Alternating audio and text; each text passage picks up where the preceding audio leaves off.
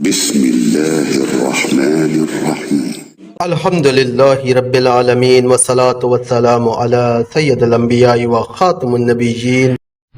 السلام علیکم، میں ہوں نوید احمد اور آپ دیکھ رہے ہیں میرا یوٹیوب چینل قرآن حدیث اردو۔ عصا اژدہا بن گیا۔ اس واقعے کا یہ ہے کہ فرعون نے ایک میلہ لگوایا اور اپنی پوری سلطنت کے جادوگروں کو جمع کر کے حضرت موسیٰ علیہ السلام کو شکست دینے کے لیے مقابلے پر لگا دیا، اور اس میلے کے ازدحام میں جہاں لاکھوں انسانوں کا مجمع تھا، ایک طرف تو جادوگروں کا ہجوم اپنی جادوگری کا سامان لے کر جمع ہو گیا، اور ان جادوگروں کی فوج کے مقابلے میں حضرت موسیٰ علیہ السلام تنہا ڈٹ گئے۔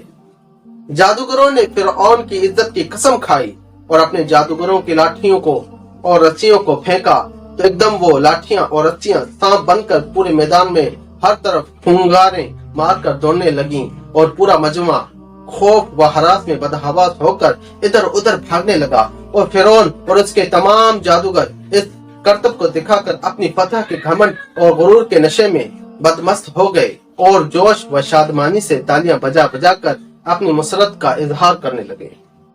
اتنے میں حضرت موسیٰ علیہ السلام نے خدا کے حکم سے اپنی مقدس لاٹھی کو ان کے سانپوں کے ہجوم میں ڈال دیا، تو یہ لاٹھی ایک بہت بڑا اور نہایت ہی ہیبتناک اژدہا بن کر جادوگروں کے تمام سانپوں کو نکل گیا۔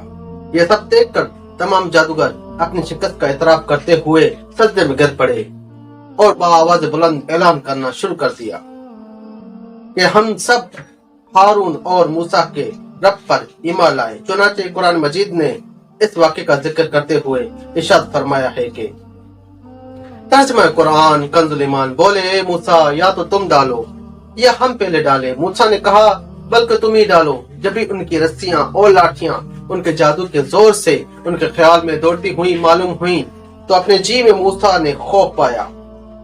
ہم نے فرمایا ڈر نہیں، بے شک تو ہی غالب ہے، اور ڈال تو دے جو تیرے داہنے ہاتھ میں ہے، اور ان کے بناوٹوں کو نکل جائے گا وہ جو بنا کر لائے ہیں۔ وہ تو جادوگر کا فریب ہے، اور جادوگر کا بھلا نہیں ہوتا کہیں آوے۔